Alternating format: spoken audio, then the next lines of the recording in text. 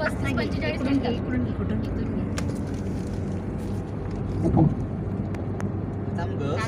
समुद्र येऊ दे. समुद्र येऊ द्या पण लाईट से तोपर्यंत घेतोय ना.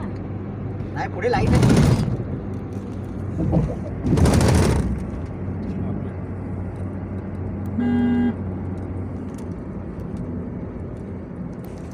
ठेवायला पाहिजे ना. भाऊंना दे ना. भाऊ घ्या हो. व्हिडिओ काढा भाऊ जरा. अरे स्वच्छ म्हणजे मला वाटतं टू व्हीलर नसेल जात नाही तो. नाही.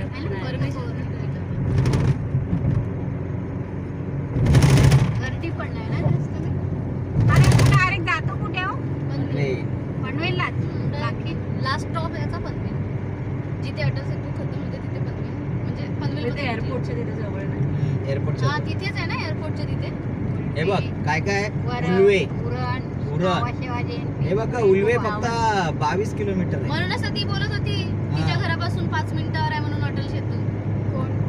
दीदी ती उल्वेला राहते. हा उल्वेला राहायला आली. ऐसी फोटो आते नहीं बराबर. हा फोटो नाही व्हिडिओ चालू. वीडियो ऐसा आता नहीं बराबर नाही ते क्लियर. हिल रहा है. हे करा बंद झालं ना ग. बंद झालं. नाही चालू आहे. Welcome to Atal Setu. इथून चालू झाला. आता समुद्र चालू झाला म्हणून अटल सेतू. कुठे येऊ समजा. हे काय आता समुद्र ना खाली दिसत नाही का? नाही दिसणार. आता नाही वरून आधी दिसत. मी ते काय बोलते साला समुद्रावरून बनवलं का गेलंच ना. पाहिजे ना. हा. पूर्ण पॅक करून टाक.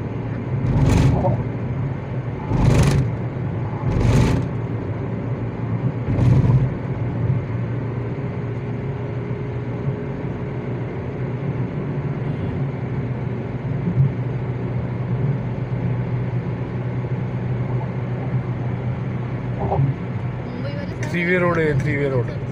ड्रायव्हर एक्सपर्ट पाहिजे ना इथे. किती 20 मिनिट्स मध्ये पोहोचतोय ना. 45 ने. 45 पण हा 45-30 मिनिट्स. आणि तू हा एक राहुलचा फ्रेंड बोलतो तो तिथूनच ड्रायव्हिंग करून घेऊन जातो ना त्याच्या बॉस बोलतो अरे तुझी पूर्ण 20 मिनिटात पोहोचतो. हा गाडीच्या स्पीडवर. गाडीच्या स्पीडवर आहे ना. गाडीची स्पीड आणि ड्रायव्हर एक्सपर्ट पाहिजे तसं.